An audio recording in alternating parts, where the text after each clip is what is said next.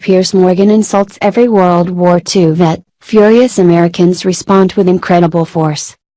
Over the last several years, liberal media pundit Piers Morgan has inserted himself into numerous debates that occur in our nation. One such discussion is the hotly contested gun control argument that is currently raging in the wake of the Parkland, Florida shooting in February of this year. Morgan has, of course, taken his usual position on the matter that Americans have too many guns and that the only logical solution is to focus on banning more weapons and impose stricter gun control laws on the American people.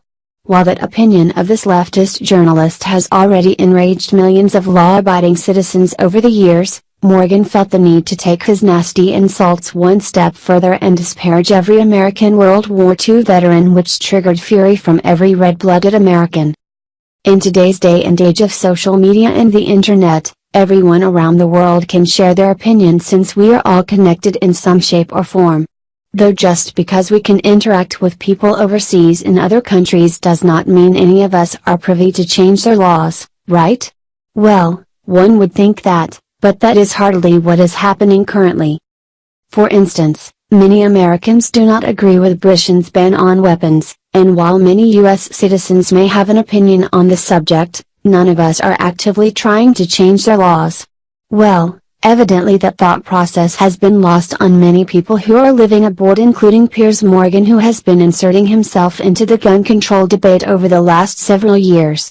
Just a quick search of Morgan and anyone can witness the British journalist engaging in fierce discussions with Americans and their right to bear arms. For example, Morgan recently called for a ban on all semi-automatic guns, even going as far as to say that no American needed one, which then turned into this smarmy journalist insulting our veterans. Here is how it all went down, beginning with this from Breitbart. Piers Morgan used a series of tweets Monday to call for a ban on all semi-automatic guns and stress his conviction that no civilian needs one. His call for a ban on semi-automatic firearms was followed by other tweets in which he told Americans that the Second Amendment was never intended to protect an individual right to keep and bear arms. Rather, it was only intended to protect militias members' ability to be armed.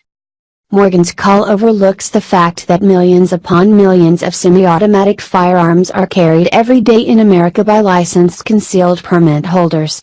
The firearms are a weapon of choice because they allow the vulnerable, who may not be physically strong, to carry a tool with which they can defend their lives.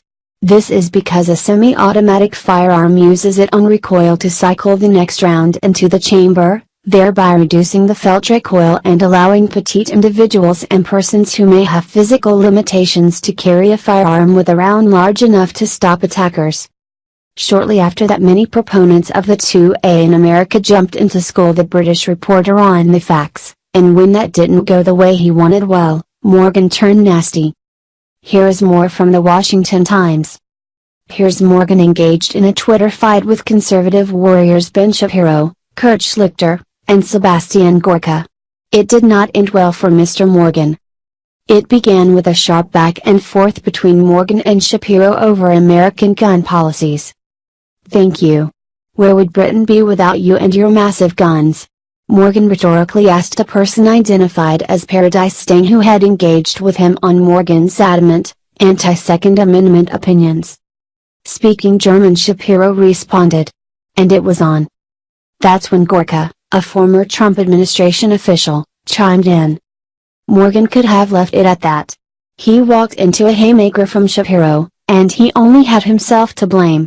Floating a high, hard one over the plate like "Where would Britain be without you and your massive guns?" was sure to invite a devastating retort like the one he received. It happens to the best of us, and he only had himself to blame.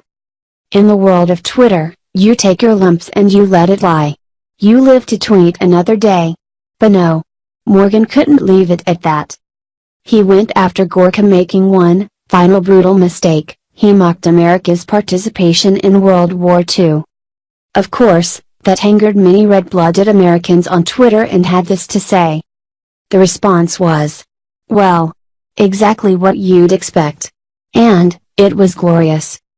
It would serve Morgan well to stay quiet on issues that do not concern him and to lay off insulting our nation's heroes, or he can expect more Americans pushing back against him again.